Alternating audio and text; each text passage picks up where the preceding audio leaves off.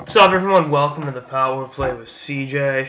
Yesterday morning, Thursday, November 3rd, 2016, I woke up and the first thought across my mind was, I live in a world where the Chicago Cubs have won a World Series.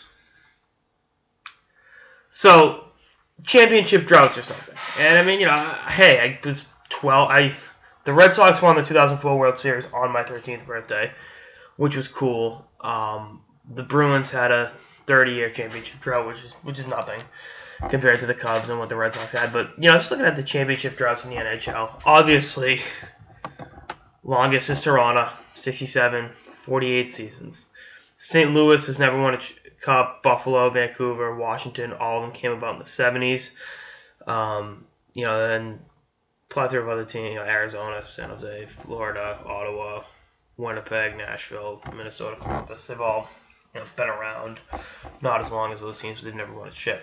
My thing is, of the really, really, really long championship droughts, the ones over 45 years, which team is going to be the next to break that and pull the Cubs? And the easy answer, I think, is Washington, even though it's Washington around 41 years, not exactly 45, but whatever. Bear with me. So I think Washington's technically due. Buffalo, maybe. I don't see I think the window of the St. Louis nucleus is kind of closed. I say that, and they'll win the Cup this year, so take solace in that. Vancouver's not close, but I think Toronto, in the next 3 to 4 years, will have a good chance at one. I really do, and I think Washington. I know they've fallen short, all throughout the Ovechkin era, but who's to say this isn't the year for them? So it's definitely a wicked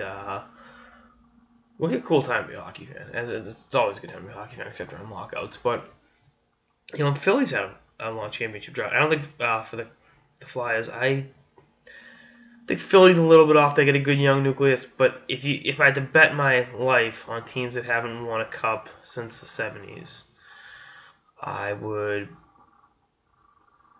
I guess, say Toronto, because I think they'll do it in the next 4 years. I think Washington's got the same old song and dance with coming up short, and if they won it, I don't want to say it would shock me, and they're due for one. But I think Toronto reminds me so much of the Cubs in that they've got this massive brain trust in place. And you look at the way the Cubs have structured their organization. You have Theo Epstein, you have Jed Hoyer, Joe Maddon's kind of a rating game manager, but you get my drift. Same thing in Toronto. You got Shanahan, you got Lou Lamoriello, you got Mike Babcock. All of them are great hockey minds. And there's some checks and balances there, and they've drafted very well. They've kind of tanked a little bit to get some picks. The Cubs did the same thing with Chris Bryant, but they've also made some smart moves. I mean, the Cubs were able to turn Andrew Kashner into fucking Anthony Rizzo, which is not since Jesus Christ turned water into wine has there been such a one-way trade. I mean, even like Addison Russell for Jeff Samardzija, like deals like that, like they've been really, really good at. They've got a good number. They're in a market where they can spend money. They've got homegrown talent, and they've really got the parameters to win a champion. To make this a long-term thing in Chicago. Likewise in Toronto, with Austin Matthews, with Nylander, with Mitch Marner, and a plethora of other young guys in the organization. Like they've got the young talent there. They're willing to spend money in free agency to go out and get someone. Like in the Cubs case of John Lester.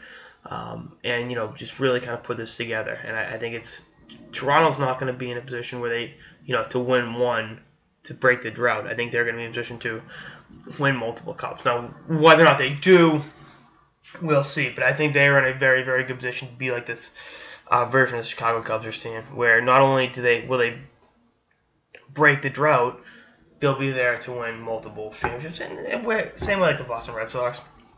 Winning 0-4 was great, 86 years on the drain, but now it's like, all right, as Red Sox fans, we expect it's World Series or bust every year.